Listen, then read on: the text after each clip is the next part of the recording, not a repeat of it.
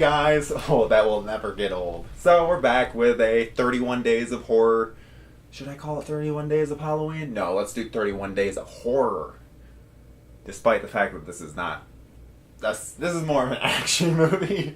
But it's a giant killer shark. That immediately goes into the horror genre. In case you guys weren't aware of, and didn't see in the last video, this week we are doing, for day one, The Meg.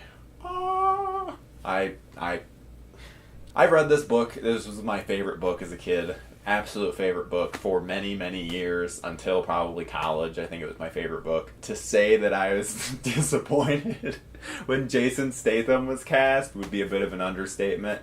But I think the fact that Statham was cast, I was immediately able to get in my brain of the fact that it's just a totally different movie than what we would have ever expected. This is going to be a dumb Jason Statham film, and that's exactly what we got.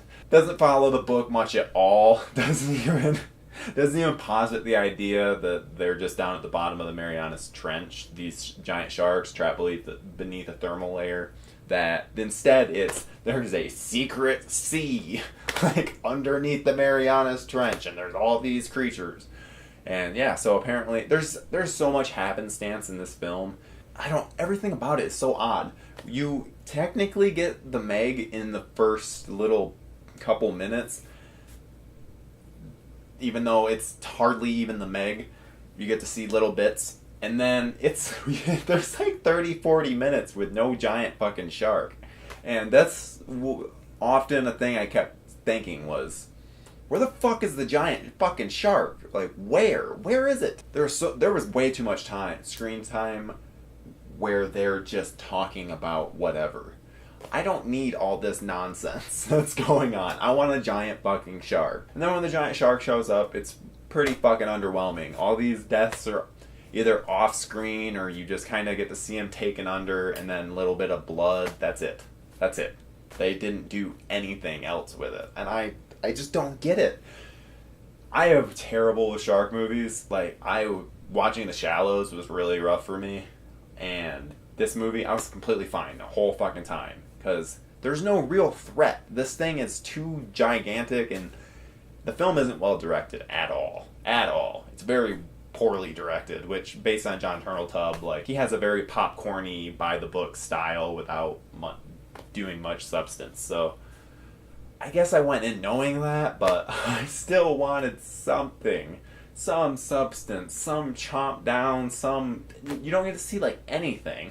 I'd say the most gratuitous death is the whale. Like, I'd say definitely the whale. Which, again, it's like, so wait a minute. That Meg took out the mom and then took out the baby?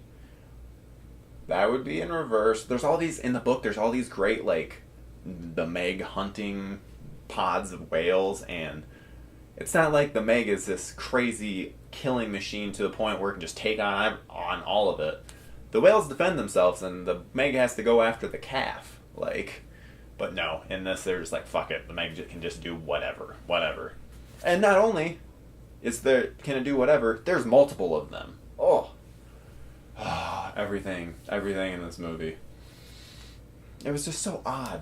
But there's one thing that I absolutely loved, which a lot of people have been panning, and that is the romance between Statham and the Su Yang, something like that. Some Asian name that makes me racist for not knowing. I enjoyed it. I got such a kick out of it just because the awkwardness of it, I think, mostly came from the fact that she can't speak English, like, almost at all. So I think that I think they actually have chemistry, which I saw many reviews saying that they have none whatsoever. I thought they had chemistry. I enjoyed that. Another thing, I kept seeing all these people claim Rainn Wilson was like the big bad guy. He's not really framed that way. The big evil thing that he does is he wants to keep the Meg, like, the secret from getting out that's out there and killing things, because he thinks he'll be liable. Okay, yeah, that's a reasonable concern. He has his whole little setup. They think that they'll be able to take it out. Like, yeah, I get it. He doesn't want to lose a fucking $1 billion on lawsuits. Like, I understand. It's not like they frame him as like this, ooh, I'm this terrible, terrible person, blah, blah, blah.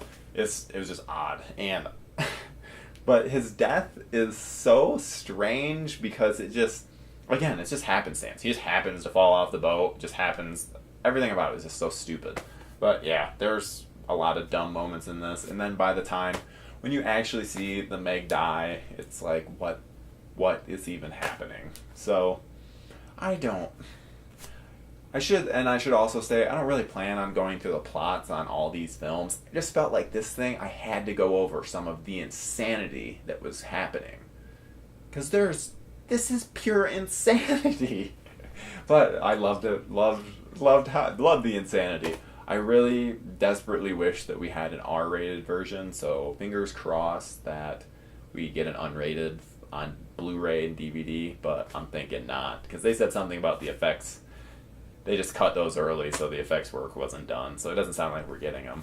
But the effects work also didn't look done on quite a few of those fin shots. I don't know if like those are just like were added shots to, because they're like, oh, we need to make sure we have the shark going from this point to that point, and we are able to translate that to the audience. But there's so many times with the fin where the CGI is terrible, which doesn't make sense because the CGI throughout the movie is usually it's pretty decent. So then like there's one shot where the fin's like going away from camera and it looks so bad, so fucking bad, like almost like they just like had the Photoshop thing that they added motion to it and had it go across the screen. It was the stupidest thing. Yeah, pretty strong start to our 31 days of horror, I gotta say. But since we did something that was a little less horror-oriented for day one, was more fun, I figure tomorrow, really, really get into it. So tomorrow, for our day 2 of 31 Days of Horror, is Hereditary. See you then. Hey, you can feel free to hit that subscribe button below and follow me on Twitter, Instagram, or Letterboxd. I am at Zombie Victim on all of them. Thanks.